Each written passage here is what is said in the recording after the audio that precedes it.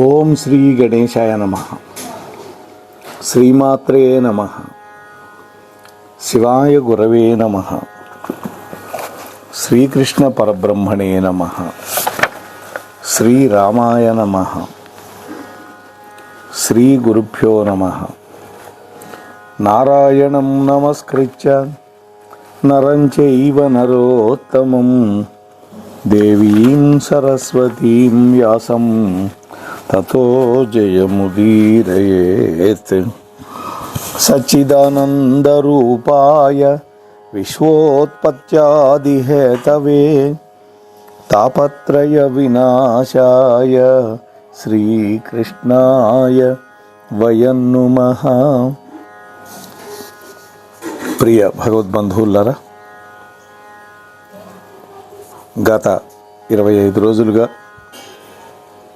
మన మోహనవాణి ఛానల్ ద్వారా మహాభారతంలో శ్రీకృష్ణ పరమాత్మ యొక్క దివ్య వైభవాన్ని భక్తి శ్రద్ధలతో వింటూ ఉన్నటువంటి భక్తామ తల్లులకు తండ్రులకు మునుముందుగా నా యొక్క నమస్సుమాంజలి. నిన్నటి రోజున కృష్ణకర్ణ సంవాదం చెప్పుకుంటున్నాం. ముఖ్యంగా తిరుపతి వెంకట కవులు రచించినటువంటి పాండవోద్యోగ విజయాల నాటకం నుంచి ఏమేమి పద్యాలు ఉన్నాయో వాటిని చెప్పుకున్నాం. ఈరోజు కృష్ణుడు నువ్వు కౌంతేయుడవి రాధేయుడవు కాదు అని రహస్యాన్ని చెప్పినప్పుడు, తమ వైపు రమ్మని అడిగినప్పుడు అతడికి పట్టాభిషేకం చేయిస్తున్నాను అనేటువంటి ప్రలోభానికి గురి చేసినటువంటి సందర్భంలో కర్ణుడు చెప్పినటువంటి జవాబుని తిక్కన గారి భారతం యొక్క ఆధారంగా ఈరోజు మాట్లాడుకున్నాం. కర్ణుడు అంటున్నాడు, కృష్ణ, నువ్వు చెప్పిన విషయం కొంచెం నేను కూడా విని ఉన్నానయ్యా. కుంతీదేవి నన్ను కని ఏమాత్రం కనికరం లేకుండా గంగలో పడేసి ఇంటికి వెళ్ళిపోయింది. అప్పుడు ఒక సూతుడు దయతో నన్ను ఎత్తుకొని వచ్చి తనకు అంతకుముందు బిడ్డలు లేకపోవడం వల్ల తన భార్య అయినటువంటి రాధకు అందించాడు. ఆమెకు పుత్రప్రేమ పొడమగా ఆమె యొక్క చన్నులు చేపాయి. ఇది అనేక చోట్ల మనం చూస్తూ ఉంటాం.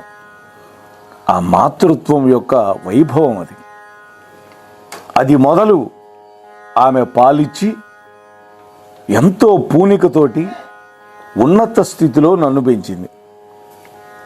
కర్ణుడు దొరికాక వాళ్ళకి సంతానం కలిగింది.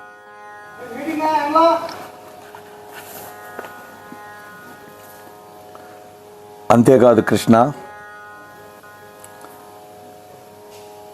నేను బాల్యంలో నా తల్లిదండ్రుల శరీరాల మీద, వాళ్ళ వస్త్రాల మీద మలమూత్రాలు విసర్జించిన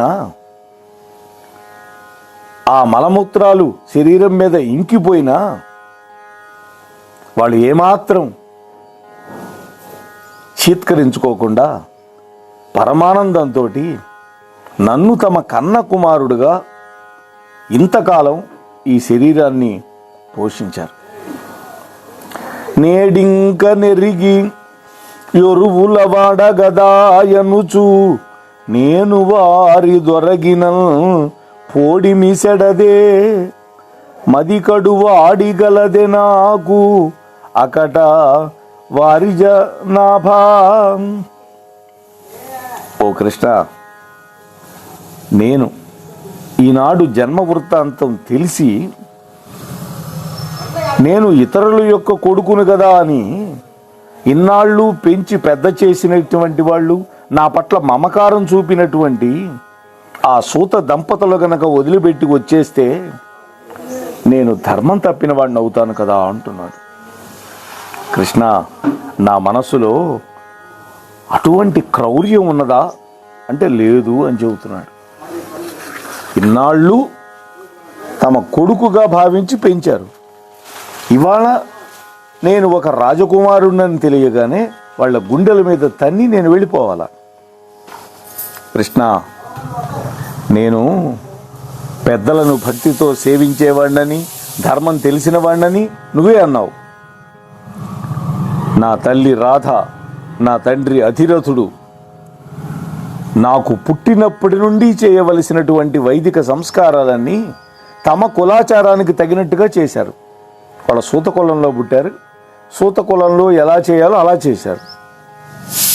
అటువంటి తల్లిదండ్రులకి ఒక కొడుకుగా నేను చేయవలసినటువంటి పనులు చెయ్యకుండా వాళ్ళని వదిలిపెట్టి పాండవుల దగ్గరికి రావడం ధర్మమా? నువ్వే చెప్పు అని కృష్ణుడిని కూడా నిలదీస్తూ ఉన్నాడు. సోదరులు, ప్రియులు, అనుజులు నా దశ పెక్కండ్రు వారినందర విడువం కాదని ఊహింపక దామోదర నన్నిట్లు పిలుచూట ఉచితమే చెప్పుమా. కృష్ణ, నా సోదరులు, నాకు ఇష్టమైనటువంటి వాళ్ళు, నా తమ్ముళ్ళు నా వైపు అనేక మంది ఉన్నారు. వాళ్ళందరినీ వదిలిపెట్టడానికి వీలు కాదని భావించకుండా నన్ను కౌంతేయులను కలుసుకోవడానికి రా అని ఆహ్వానిస్తున్నావు కదా, అది నీకు తగునా కృష్ణ? సూతసుతుండు వీడనక సూనుల తమ్ముల కంటే నాకు సంప్రీతియొనర్చే తేజమును పెంపును నాటికి నాటిక గలంబై తన రారా నన్ను తన ఎంతటి మానిసి చేసియుండ నేను ఏ తగవూది ఆ కురుకులేశ్వరు బాయుదు ముట్టవచ్చిన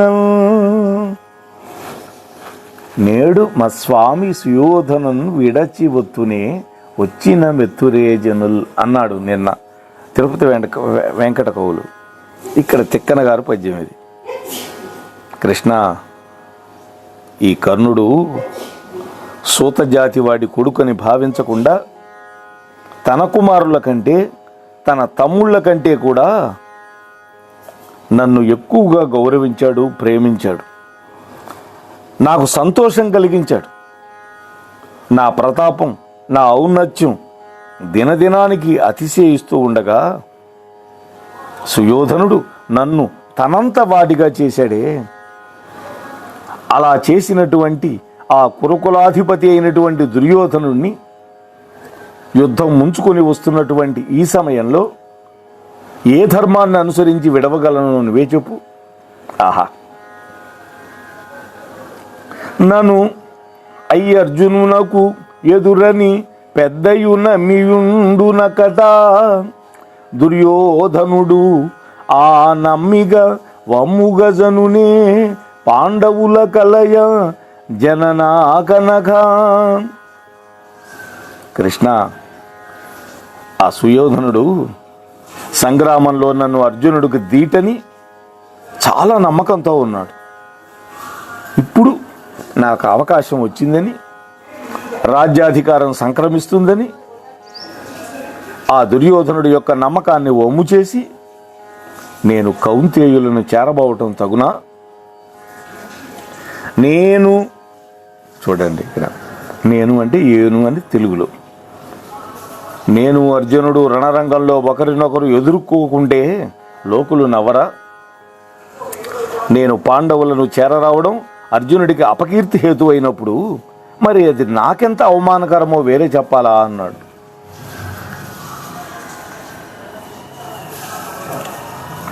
హితముపదేశించితి, అక్కడ తెలుగులో నాదు హితంబు కోరియ జనార్దన చెల్పితి వింతవట్టు అని అంటాడు. హితముపదేశించితి నీవు అతి నిర్మల బుద్ధివగుట అయినను ఇది నా మతి సొరదు రహస్యము రక్షితముగా పాటింపుమయ్యా చిత్తములోన. ఓ శ్రీకృష్ణ, నీవు అత్యంత నిర్మలమైనటువంటి మనస్సు కలిగిన వాడవు కాబట్టి నాకు మేలు కలిగే విధమేదో బోధించవు, నాకు హితం కలిగే విధం చెప్పావు. కానీ నీవు చేసినటువంటి హితోపదేశం నా మనస్సుకి ఎక్కదు అన్నాడు. నేను కుంతీపుత్రుణ్ణి అనేటువంటి ఈ రహస్యం బయటికి పొక్కనీయకుండా భద్రంగా శాశ్వతంగా నీ హృదయంలోనే ఉంచుకో కృష్ణ అంటున్నాడు. ఎందుకని నువ్వు అడుగుతావేమో, ఈ రహస్యాన్ని ఎవరికీ చెప్పొద్దని అంటుంటే ఎందుకంటావేమో.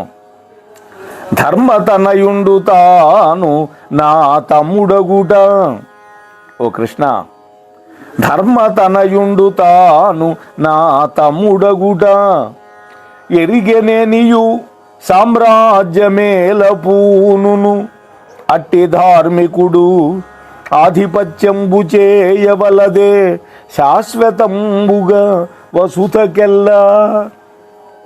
ఓ కృష్ణ, ధర్మరాజుకి నేను అన్నయ్యని, అతడు నాకు తమ్ముడు అని తెలుసుకున్నాడా, ఈ భూమండలానికి ఆధిపత్యం వహించే అవకాశమే లేదు. కానీ అట్లాంటి ధర్మాత్ముడు శాశ్వతంగా ఈ భూమికంతటికీ రాజై పరిపాలించడం న్యాయం కదా, అంటే ప్రజలకి మేలు అని అంటున్నాడు. కృష్ణ, ధర్మరాజు తన తమ్ములు నలుగురు హోత, ఉద్గాత, అధ్వర్వు, బ్రహ్మ, అంటే యజ్ఞం చేసేటప్పుడు ఉండేటటువంటి పదవులు ఇవి. ఆ విధంగా వాళ్ళు యజ్ఞం చేయించే యాజకులు కాగా, ఈ పని ఈ విధంగా చేయండి అని యజ్ఞకర్మలోని గుణదేశాలన్నీ కనిపెట్టి చెప్పే ఉపద్రష్టవు నీవు కాగా, కౌరవులనే పశువులను విశసించి, అంటే వాళ్ళ చర్మం ఒలిచి వాళ్ళ యొక్క మాంసపు ఖండాలు సంప్రీతితో రణయజ్ఞం చేయిస్తాడయ్యా అన్నా. కృష్ణ, ధర్మరాజు యుద్ధం చేసే ధర్మక్షేత్రమైనటువంటి కురుక్షేత్రంలో మా వంటి వాళ్ళంతా ఉత్తమ గతులు పొందుతారయ్యా.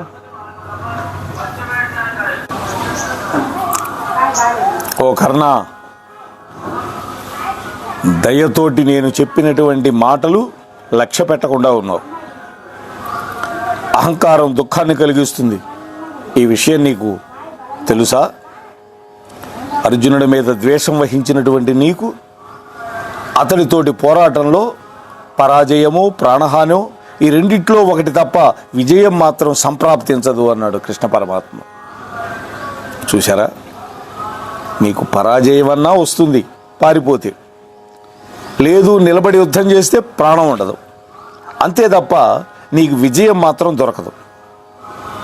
అనేక మందికి చేడు కాలం దాపురించి ఉండగా నీ మనస్సు శాంతి వహిస్తుందని నేనెలా అనుకుంటున్నాను అన్నాడు. కర్ణ, అర్జునుడి యొక్క గాంధీవం, అక్షయ తూణీరాల జంట, అమోఘమైనటువంటి దివ్యాశ్వాలు, అపారమైనటువంటి భుజపరాక్రమం ఆ అర్జునుడికి తోడై ఉండగా, అతడి యొక్క రథం నేను తోలుతూ ఉండగా భయంకరంగా చెలరేగినటువంటి అర్జునుడిని యుద్ధరంగంలో ఎదుర్కోవటానికి నీకు శక్యం కాదు కర్ణ.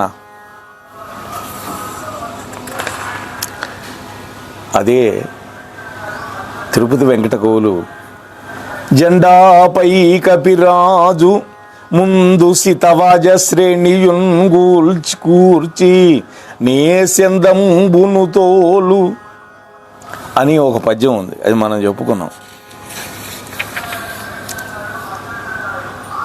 కర్ణ, సర్వ విధాలుగా పాండవులే జయిస్తారు.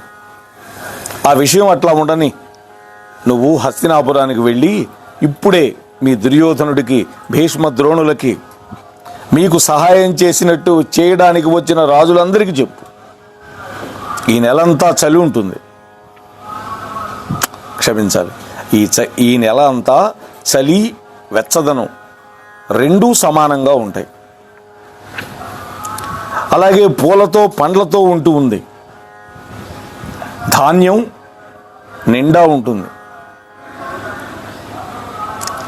అలాగే మన గుర్రాలకి, ఏనుగులకి పచ్చిక బాగా దొరుకుతుంది, వంట చెరుకు కూడా బాగా దొరుకుతుంది. ఎందుకని సైన్యానికి వంటలు చేయాలంటే వంట చెరుకు కావాలి.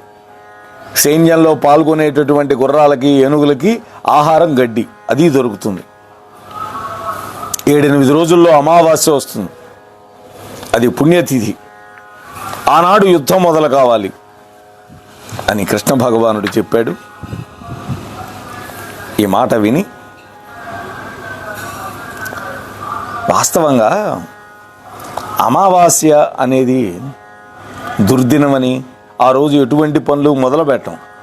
కానీ తమిళనాడు వాళ్ళు సౌరమానం కాబట్టి వాళ్ళకి అమావాస్య పర్వదినం.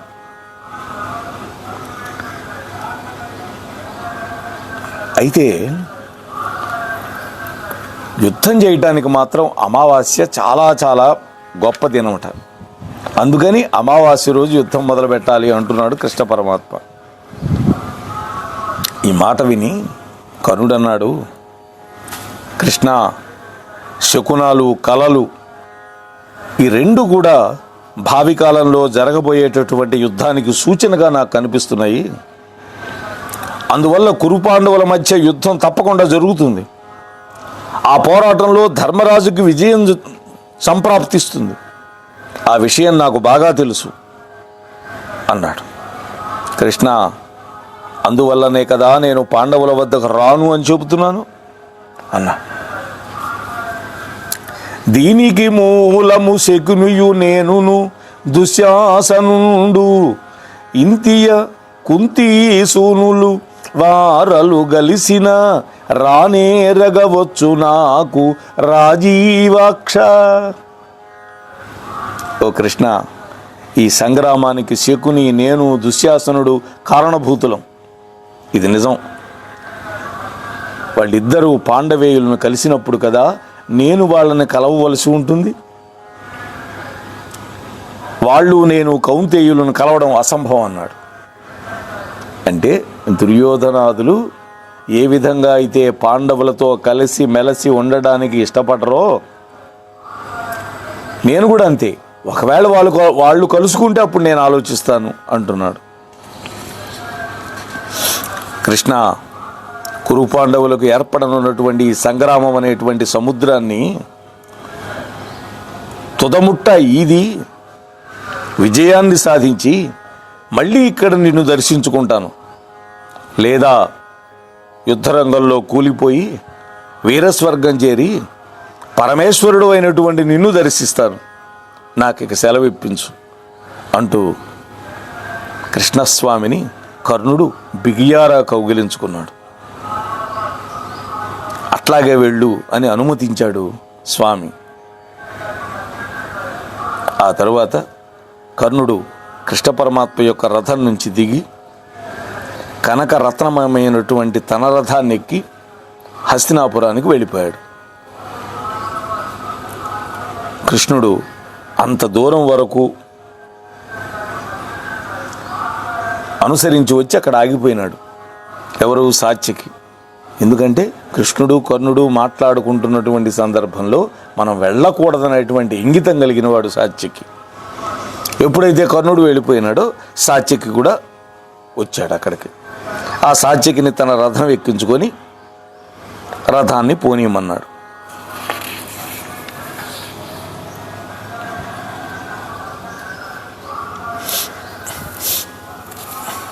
అక్కడి నుంచి కుంతీదేవి ఇంటికి పోనీయమన్నాడు. మళ్ళా చూడండి, అంటే చివరి ప్రయత్నం కుంతి కూడా ఒకటి చేయాలి, దానికి బహుశా ఒక హింట్ ఇవ్వడానికి వెళ్ళి ఉంటాడు పరమాత్మ.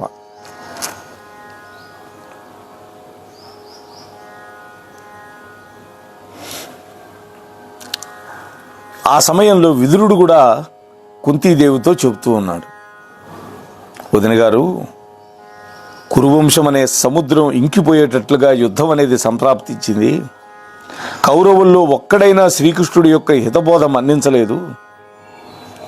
ఆ అర్జునుడున్నాడే నీ కొడుకు అసహాయసూరుడు, అతడొక్కడే తామందరినీ బాణాలనేటువంటి అగ్నిచేత దహించవేయగలడు అని తెలిసి కూడా యుద్ధానికి సిద్ధపడుతున్నాడు ఈ దుర్యోధనుడు.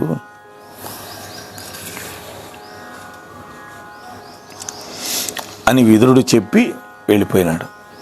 విదురుడు వెళ్ళిన తర్వాత కుంతీదేవి తన మనస్సులో ఆలోచించింది, తమ చుట్టాలని రాజ్య సంపద కోసం చంపటం అనేది ఉత్తమ ధర్మం అవుతుందా అని వితర్కిస్తూ ఉన్నది. యుద్ధం చేయడం అనేది దుఃఖరహితమైనటువంటి పని కాదు కదా.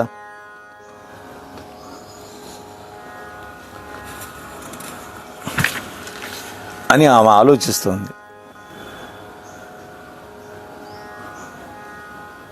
ఇంతలో కృష్ణుడు వచ్చి తాను చేసిన చివరి ప్రయత్నం కూడా విఫలమైందని చెప్పాడు.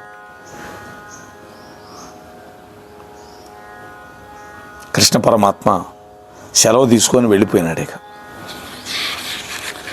కుంతీదేవి కర్ణుడి దగ్గరికి వెళ్ళి రమ్మని అడిగింది ఆమె కూడా. కానీ ఆయన అంగీకరించల. కాకపోతే కుంతి ఏదో కొంగు చాచి అడిగిందని, తనకు పుత్రభక్ష పెట్టమని, ఇవన్నీ ఉట్టి మాటలు. ఆమె అడక్కపోయినా తన దగ్గరకు వచ్చింది కాబట్టి, ఉత్త చేతులతో వెళ్ళకూడదు కాబట్టి, అర్జునుడు తప్ప మిగిలినటువంటి నలుగురు నాకు యుద్ధంలో దొరికినా చంపను అని మాటిచ్చాడు. ఇది కూడా దుర్యోధనుడికి నష్టం కలిగించేదే. నిజానికి దొరికారు వాళ్ళు, నలుగురు 4 సందర్భాల్లో దొరికారు. కానీ వాళ్ళని తిట్టి వదిలిపెట్టేశాడు. ఇది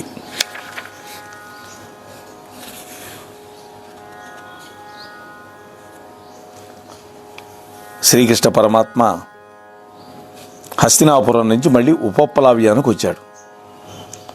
అక్కడ ధర్మరాజు చేత పూజలు అందుకున్నాడు. అందరూ దర్శించారు స్వామిని. సభలో ఆసీనుడై ఉన్నాడు ధర్మరాజు. మరి తాను వెళ్ళి వచ్చిన పని చెప్పాలిగా. ఓ ధర్మరాజా, ఓ సభాసదులారా, ఆ దుర్యోధనాదులు పొగరుతో కన్ను మిన్ను కానకుండా ఉన్నారు. న్యాయంగా మాట్లాడే మాటలు విని సంధి చేయడానికి వాళ్ళెందుకు అంగీకరిస్తారు? తమ యొక్క బలం, ఎదిరి బలం ఎవడికైతే తెలుసో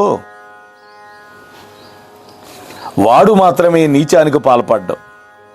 కానీ వాళ్ళకి తమ బలము తెలియదు, మన యొక్క బలం అంతకంటే తెలియదు. అందువల్లనే అత్యంత నీచ కృత్యాలకు పాల్పడ్డారు వాళ్ళు.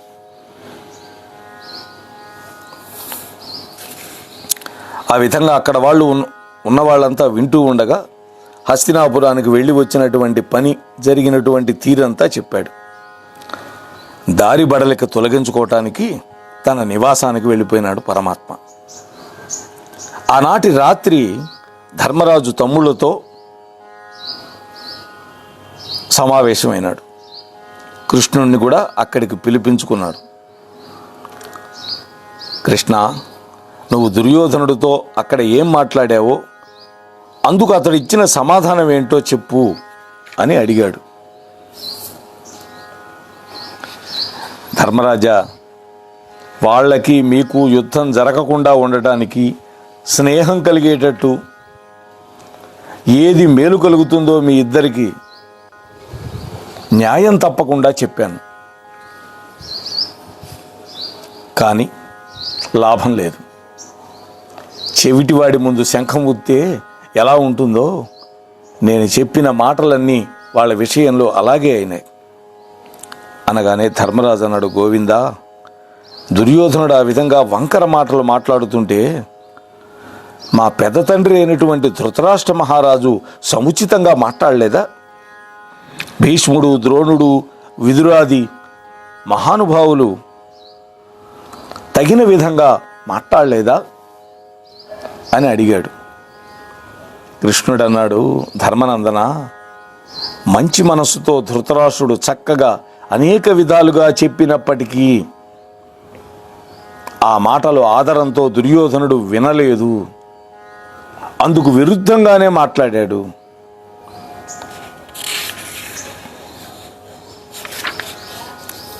సభలో పెద్దవాళ్ళంతా ఏమాత్రం విసుగు పుట్టకుండా చెప్పవలసిందంతా చెప్పారు ఆ దుర్యోధనుడికి. కానీ దుర్యోధనుడు వారి మాటలకు సంకటపడుతూ, తమ్ముళ్ళు కర్ణుడు యుద్ధంలో తనకు సహాయపడటానికి వచ్చిన రాజులు తన్ను అనుసరిస్తూ ఉంటే సభలో నుంచి లేచి వెళ్ళిపోయినాడు. ధృతరాష్ట్రుడు గాంధారిని కొలువు కూటానికి పిలిపించాడు. దుర్యోధనుడు కూడా మళ్ళా పిలిపించాడు. గాంధారీదేవి కూడా తన కుమారుడు సంధికి సమ్మతించడానికి తగిన మాటలతోటి శోకము, ప్రేమ, ఉపాయం వీటన్నిటినీ జోడించి చెప్పింది. ఎవరు ఎన్ని విధాలు చెప్పినప్పటికీ కురుక్షేత్రానికి వెళ్ళాలి అనుకుంటున్నాడు ఆ దుర్యోధనుడు రణరంగానికి. భీష్ముడిని సర్వసైన్యాధ్యక్షుడిని చేసి మన మీద దాడి చేయటానికి దిగుతాడు. ఇది కౌరవుల నిర్ణయం. ధర్మరాజా, నేను నా శక్తి మేరకు మంచి చెప్పాను. అంతేకాదు నారదాది మహర్షులు కూడా సుయోధనుడికి నీతులు చెప్పారు. ఎవరు ఎన్ని చెప్పినప్పటికీ ఆ దుర్యోధనుడు దారికి రానందువల్ల నేను కోపం తెచ్చుకొని బెదిరించాను, అవమానించాను, తిరస్కరించాను, చులకన చేసి మాట్లాడాను. కార్యం చెడిపోతుందేమోనని మళ్ళీ శాంతవచనాలు కూడా పలికాను నేనే. ఇంత చేసినా కూడా ఆ దుర్యోధనుడు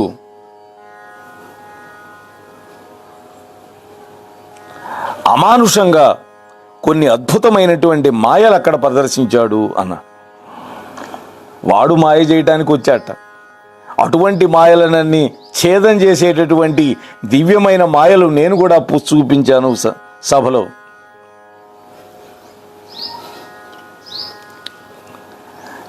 కానీ ధర్మరాజా, ఆ దుష్టచిత్రుడు దుర్యోధనుడు ఏ విధంగానూ చక్కబడలేదు. మాత్సర్యంతో తనకు ఎన్ని బాధలు వచ్చినప్పటికీ యుద్ధం చేస్తాడే కానీ మీకు రాజ్యభాగం మాత్రం ఇవ్వడం. కౌరవుల పట్ల దండోపాయం తప్ప మరేదీ నాకు కనపట్టలేదు. కాబట్టి మీకు ఏ విధంగా సమ్మతంగా ఉంటుందో ఆ విధంగా చెయ్యండి అన్నాడు తప్ప పరమాత్మ మీరు యుద్ధమే చేయండి అనే మాట మాత్రం చెప్పల. చూడండి,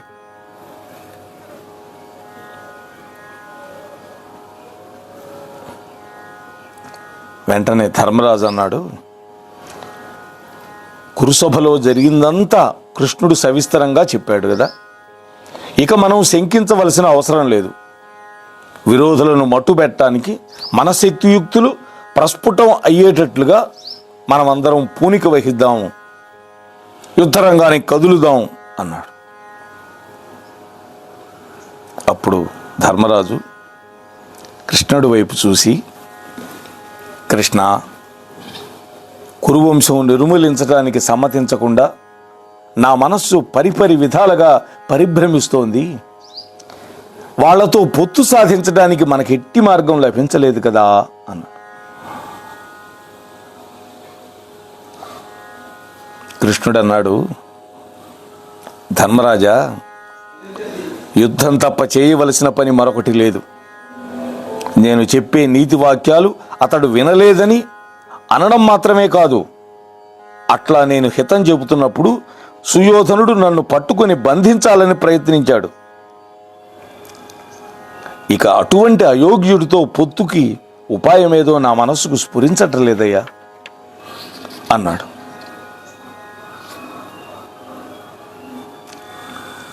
ఆ తరువాత కుంతీదేవి చెప్పినటువంటి మాటలన్నీ కూడా చెప్పాడు. ధర్మరాజా, నీ పట్ల ఎటువంటి పాపం లేదు అన్నాడు. యుద్ధమే తక్షణ కర్తవ్యంగా నిర్ణయించాడు పరమాత్మ. అప్పుడు తమ్ముళ్ళందరూ అన్నగారి ముఖం చూస్తూ మౌనంగా ఉండిపోయినారు.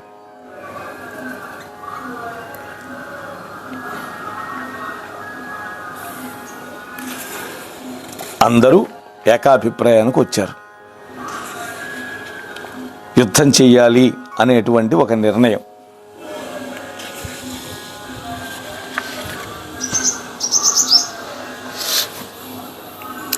మరి ఆ తర్వాత ఏం జరిగింది అనేటువంటి విషయాలని రేపటి రోజు మనం ముచ్చటించుకునే ప్రయత్నం చేద్దాం. అంతవరకు కృష్ణ కథలు వింటూ ఉండండి, వినిపిస్తూ ఉండండి. నచ్చితే ఒక లైక్ ఇవ్వడం మాత్రం మర్చిపోవద్దు. మీ కామెంట్ కూడా పెట్టండి. స్వస్తి సర్వేషాం.